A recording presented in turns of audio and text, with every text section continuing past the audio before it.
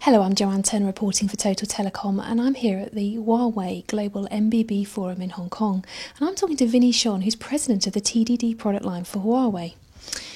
Vinny, welcome. So perhaps you can start by telling us, you obviously launched your TDD Plus concept the past July, so perhaps you can tell us about the concept of TDD Plus and what benefits it brings. Thank you. So actually TDD Plus is kind of 4.5 generation technology in TDD field.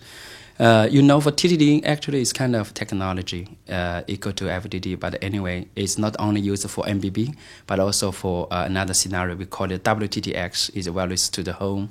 It's kind of home application.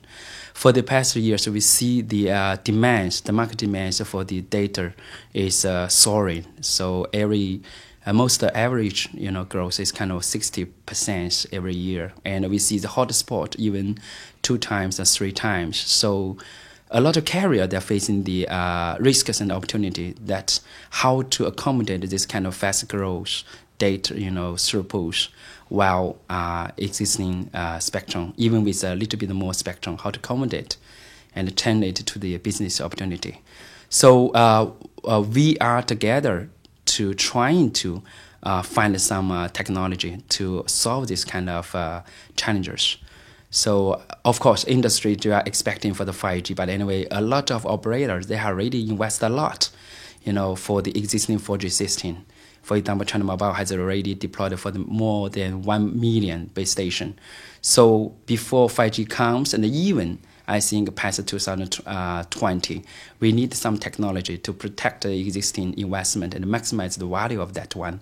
So based on existing technology, we are finding some way, some new technology. And of course, sometimes we'll bring some 5G technology into 4G.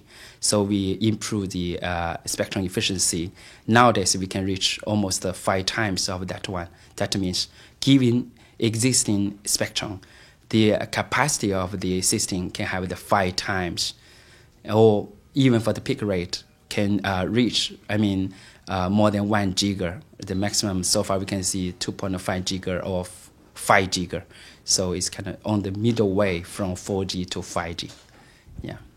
Okay, so obviously, as you've mentioned, it can increase spectral efficiency by up to 5 times, but what other benefits can it bring? As mentioned, I think the most important thing for carrier speaking, it's very important to improve the system capacity so they can accommodate more subscriber with the same speed, or they can provide a faster speed to the consumers. This is very important to build their competence, and also will enable a lot of new service. For example, 4K video, 2K video, and guarantee even for some assistant realities, and even partially, I think, for the VR can be enabled. So this is very important, yeah. Okay, so besides the sort of spectral efficiency, it's said that TDD Plus will, change the traditional view of cellular markets. Is that right? Yeah, I think for all the people who used to work in telecom field, for the past decades, our work when we do the network planning, we're trying to eliminate the interference or reduce the interference to enlarge or maximize the system capacity, provide more capacity and a faster speed to the consumer.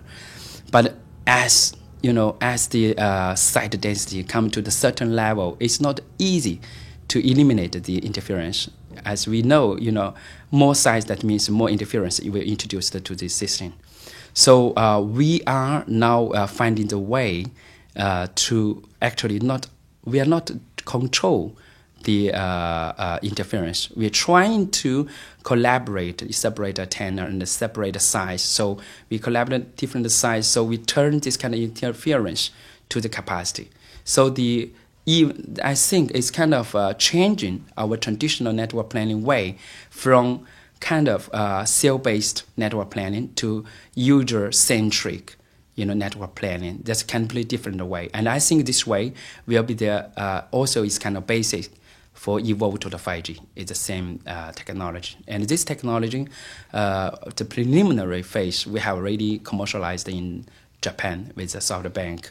And also I think more country will come in to use this one to provide, bigger and a faster network with more size, especially in the city center.